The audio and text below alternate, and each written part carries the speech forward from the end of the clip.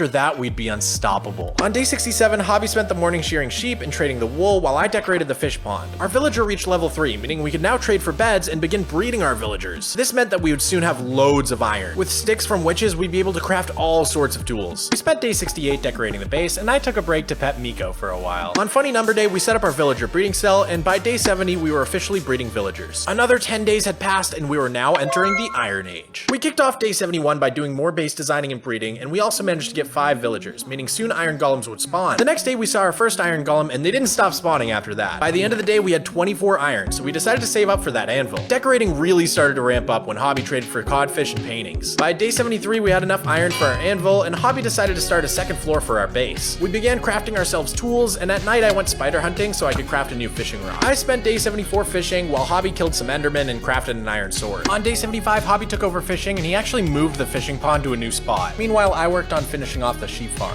Day 76 was more of the same with Hobby fishing and me upgrading the sheep pens, but I also found a cat and named it Kitters, which was pretty pivotal to the whole 100 days. On day 77 we switched jobs again just to keep from getting too bored, and I managed to fish up some tripwire hooks, meaning we could technically do some basic redstone. So I decided to try to do just that on day 78 when I created this very useless lamp that lights up when you enter our base. Meanwhile, Hobby unlocked the campfire trade, meaning we could now cook food for the first time. On day 79, Hobby decided to begin work on a rudimentary iron farm as I continued fishing and killing golems. This continued through day 80, and Hobby ended up making some pretty decent progress. With the first 80 days behind us, we began to feel like the end was fast approaching. Hopefully the trader would come soon, and hopefully he'd have saplings. Day 81 kicked off with Hobby putting in more work on the iron golem farm. I went back to work on the sheep pens, and by the end of day 82 we were both almost done with our projects. On day 83 I finished off the sheep farms once and for all and spent the rest of my day expanding our cat family to 4 kitties. Hobby wrapped up his iron golem farm, and on day 84 he moved some villagers into it. Meanwhile I went back to spawn to try to find some black sheep since we still needed black and dark gray for our farm. But I didn't have any luck, so I came back and spent day 85 grilling pork chops with Hobby. And then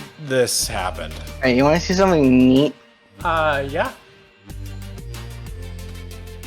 Oh. Hobby! Hobby had his first death of the series, meaning we were now even. We both thank God that we hadn't dared to try to do this in hardcore, and then we crafted up some iron armor for ourselves to make sure that we wouldn't be dying anymore. By day 86, the iron golem farm was nearly functional. I worked on using coal from campfires to craft into torches, which I then made into some lanterns to decorate and light up our base. Hobby helped decorate too, and by the next day, the iron farm was working, kinda. We went ahead and got rid of the old fishing pond, and then we really started going ham on decorating. I spent the morning of day 88 placing carpets on our base to cover up the ugly bedrock texture. Hobby noticed that the iron golems were getting stuck in the farm and started collecting iron pressure plates to use in place of the half slabs, which would help with the issue, hopefully. On day 89, Hobby and I traveled back to spawn together to hunt for black sheep once more, and this time we were actually successful. Hobby made friends with a donkey and brought him home, while I put the black sheep into the correct pen and bred our last sheep color. On day 90, we made new crop farms and got rid of our old one to make room for the second floor of our base. We were now in the final 10 days. With no trader in sight, we began to get nervous, but we held on to hope. We woke up on day 91 to find our sheep farm once again griefed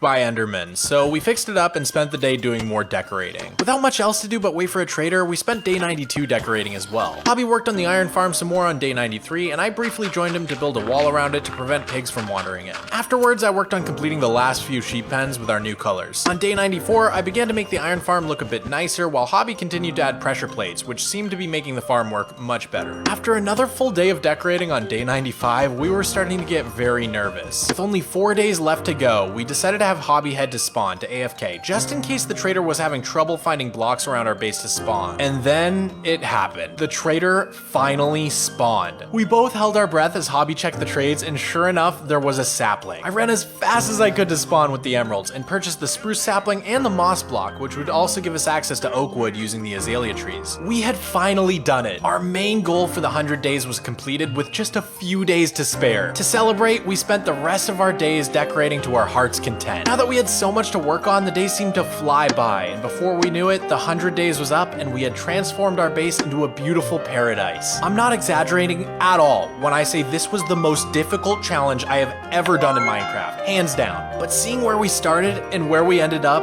I can't help but feel like it was worth it.